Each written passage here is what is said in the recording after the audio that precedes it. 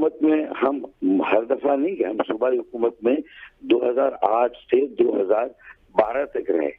और उसके बाद से फिर हम सूबाई हुकूमत में नहीं, जहाँ ये इख्तियारात 18वीं तरमीम ने दे दिए, तो फिर तो कचरा उठाने का इख्तियार हो, निकासी आब हो, फराहमी आब हो, सड़कें बनानी हो, पार्क को मेंटेन करना हो, हाउसिंग,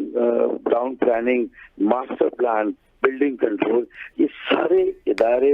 सूबाई हुकूमत के पास है, जो कि 140 की नफी है। अच्छा, क्या अगर हम असेंबली में रहे और मरकज की हुकूमत में भी रहे तो क्या हम इस जद्दोजहद से दस्तबरदार हो गए? ये मकामी हुकूमत को खुद मुख्तार होना चाहिए, सारे इख्तियारात वसाइल नीचे जाने चाहिए। नहीं, हम लड़ते रहे, हम उस वक्त भी करते रहे, लेकिन हाँ, हम पर ये बात इसलिए आती है कि वजारतें ना लेते आप। बात सही है लोगों की क्रिटिसिज्म कि भाई एक तरफ आप वजारतें लें, वजारतों के मजे भी लें और उसके बाद फिर आप सिर्फ जद्दोजहद करें, मुतालबे करते रहें, उन पर अमल ना हो, तो फिर वजारतें भी छोड़ देनी चाहिए। बात आपकी बिल्कुल सही है। तो ये मैं इस हद तक तो इस बात को ले लूंगा कि हाँ, ये नहीं होना चाहिए, दो वजारतों से पूरी कौम की तकदीर को नहीं बदला जा सकता। हाँ, लेकिन अगर नेशनल कंसेंसस, इत्तफाक राय, जिसका बीड़ा हमने उठाया है और हमने एक आईनी तरमीम का मसवदा, ये कानून, एक बिल बनाकर पेश कर दिया, जो कि मकामी खुद मुख्तारी के लिए है कि भाई जिम्मेदारियां अगर शहरी इदारों की है, इख्तियारात और वसाइल। अच्छा, बड़ा एक अहम सवाल यहाँ पे भी उठता है सर, मैं आपको as a citizen of Pakistan और एज एक्सपीरियंस पॉलिटिशियन पूछना चाहूंगा कि क्या आप 18वीं तरमीम से मुतमईन हैं? 18वीं तरमीम में इन बिल्ट था कि ये इख्तियारात 18वीं तरमीम से सूबों को नहीं दे रही, ये मंतकी सफर जारी रहेगा और नीचे जो तीसरी सतह की जमहूरियत या जमहूरियत की नर्सरी है, अवाम की, लोगों की दहलीज तक ये इख्तियार और वसाइल जाएंगे। ये इनबिल्ट था। 148 की तशरीह की हमने, उसमें 18वीं तरमीम बिल जब पास हुआ तो उसमें अपनी पूरी ऑब्जर्वेशन और जो रिजर्वेशन थी वो दर्ज की, जो कि उस आइन के साथ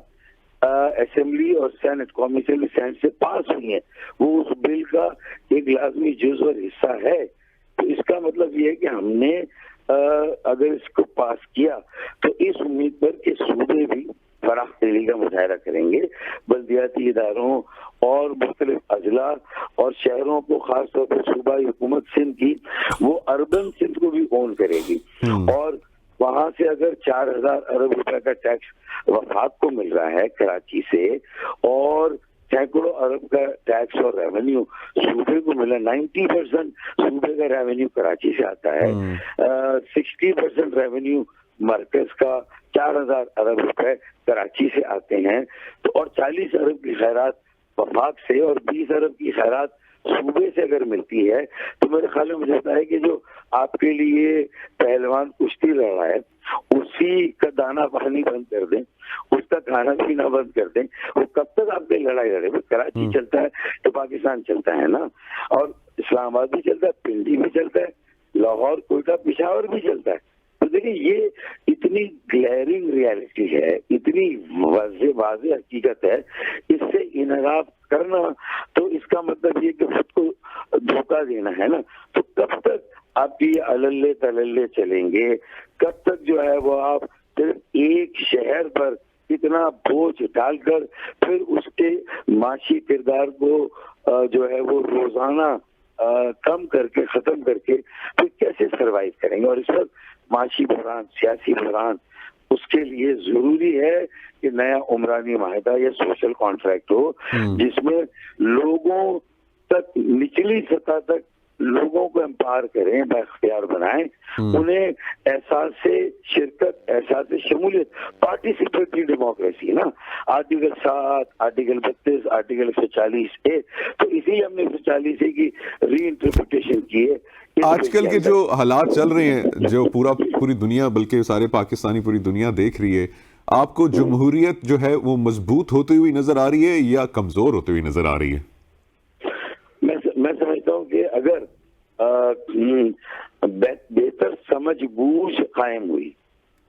और माजी की गलतियां जो सबने की हैं जाने अनजाने दोनों में, ठीक है ना।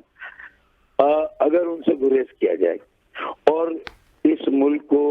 अपनाकर बचाकर इसे बनाने की बात की जाए, तो इसमें तरक्की के इंजन देखें, अजला होते हैं, शहर होते हैं। चाइना में वन पार्टी सिस्टम में, डेमोक्रेसी नहीं है उनके यहाँ, वन पार्टी सिस्टम है ना मरकज में, लेकिन बल्दियाती निजाम उनका वैसा ही है जैसा दुनिया के महज़ब जमहूरी माशरे में। उन्होंने कामयाबी की कुंजी समझ लिया ना कि ऊपर जो भी है हम अपनी एक आमरीत डिक्टेटरशिप कायम रखें, लेकिन नीचे कंपटीशन, मुकाबला, मुख्तलिफ उम्मीदवार, मुख्तलिफ सोच के वो शहरों को कैसे आगे ले, उन्हें इख्तियार दो, उन्हें काम करने दो, उन्हें वसाइल दो।